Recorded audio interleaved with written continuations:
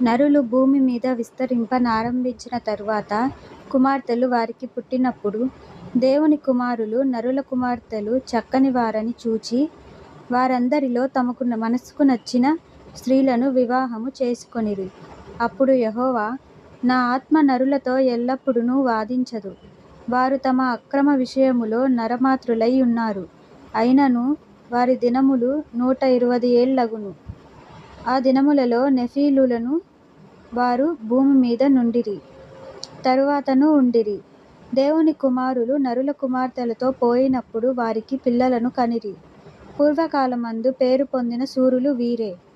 నరుల చెడుతనము భూమి మీద గొప్పదనియూ వారి హృదయము యొక్క తలంపులలోని ఊహ అంతయు ఎల్లప్పుడూ కేవలము చెడ్డదనియూ యెహోవా చూచి తాను భూమి మీద నరులను చేసినందుకు యెహోవా సంతాపము నొంది తన హృదయములో నొచ్చుకొనెను.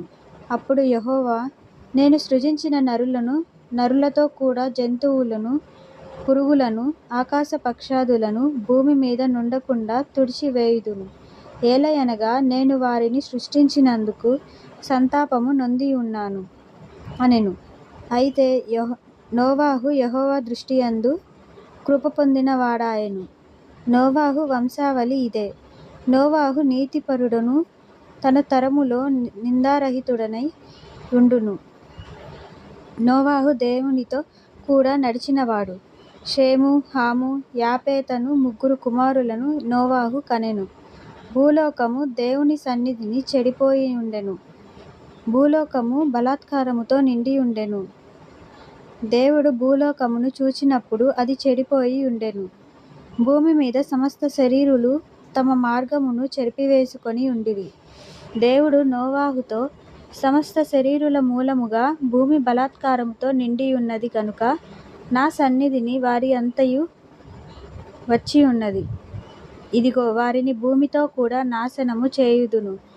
చితిసారకపు మ్రానుతో నీ కొరకు ఓడను చేసుకొనుము. అరలు పెట్టి ఆ ఓడను చేసి లోపటను వెలుపటను దానికి కీలు పూయవలెను. నీవు దాని చేయవలసిన విధమిది. ఆ ఓడ 300 మూరల పొడుగును, 50 మూరల వెడల్పును, 30 మూరల ఎత్తును గలదై యుండవలెను. ఆ ఓడకు కిటికీ చేసి పైనుండి మూరెడు కిందకి దాని ముగించవలెను. ఓడ తలుపు దాని ప్రక్కకు ఉంచవలెను.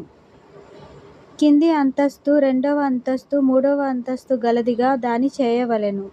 ఇదిగో, నేనే జీవవాయువు గల సమస్త శరీరులను ఆకాశము క్రింద నుండకుండా నాశము చేయుటకు భూమి మీదికి జల ప్రవాహము రప్పించుచున్నాను.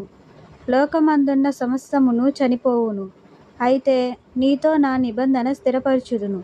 నీవును నీతో కూడా నీ కుమారులను, నీ భార్యయు, నీ కోడన్రలు ఆ ఓడలో ప్రవేశింపవలెను.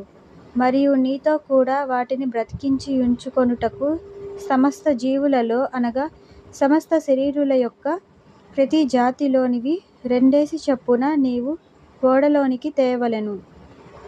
వాటిలో మగదియు ఆడదియు నుండవలెను.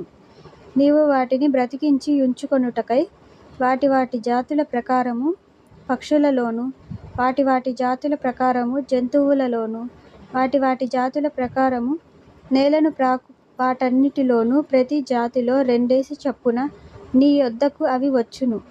మరియు తినుటకు నానా విధములైన ఆహార పదార్థములను కూర్చుకొని నీ దగ్గర ఉంచుకొనుము. అవి నీకును వాటికిని ఆహారమగునని చెప్పెను. నోవహు అట్లు చేసెను. దేవుడు అతనికి ఆజ్ఞాపించిన ప్రకారము యావత్తూ చేసెను.